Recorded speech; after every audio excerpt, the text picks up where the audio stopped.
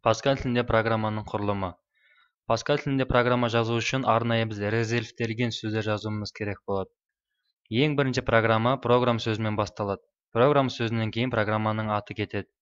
Программаның аты жазылғаннан кейін үтір нүктемен аяқталады, бірақ программаның аты резервтелген сөздер болмау керек. Мәселен, ол constant немесе type немесе integer немесе real болмау керек, резервтелген сөздер болмау керек. Және кез келген санмен басталмау керек. Оның өзінің ережелері бар. Негізі Pascal тілінде программалау үшін ерінбей кітап оқу керек. Программалауға кіріспес бұрын мен ең алдымен өз кеңесімді берер едім, бір кітап оқып шығу керек.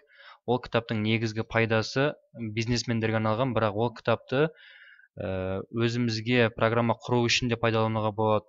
Ол Зимбицкийдің кітаптың аты «Челюсти для бизнесмена». Ол жерде бизнесмендер жайлы айтылған, бірақ сол жердегі мотивация жайлы оқып шығуға болады. 38 беттік. Оның негізгі пайдасы басталған программаны аяқтау немесе оқуға жайлы мотивация береді. Программ сөзбен басталып, үтір нүктемен аяқталады. Одан кейін uses модуль кетеді. Модульге қосылу. Оны программа құру барысында көрсетеміз. Константа тұрақтылары, математикада айтылған тұрақтылар, олар өзгертілмейді. Мысалға n тең 100 болса, ол сол 100 күйінде қала береді.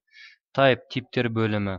Var айнымалар бөлімі. Айнымалар бөлімі константыны шатастырмау керек. Констант ол тұрақтылар өзгермейтін. Var өзгеретін айнымалар. Оған integer, real, string, char, boolean солар кетеді. Оны сабақ барысында айтылады.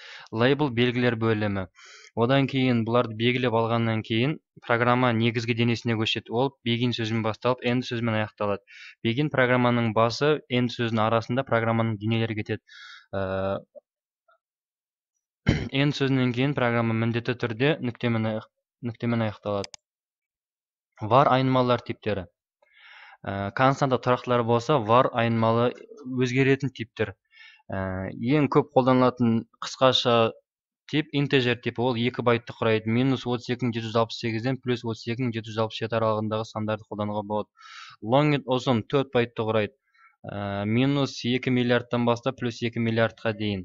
Нақты типтерге real жатады. Real деген ол мысалға есеп шығарған кезде бүтін сандар жазылады оған. Мысалға 6,5, 1,7, pi 3,14 деген сияқты. Double 8 байт. Char символ. Мысалы 1 байтты құрайды, 1 символ. String жол, мысалы сөйлем жазу керек болатын болса, ол string-нені қолданады. Логикалық тип деген ол boolean қолданады, ол шарты false және true болып саналады. False деген қате, true деген шындық.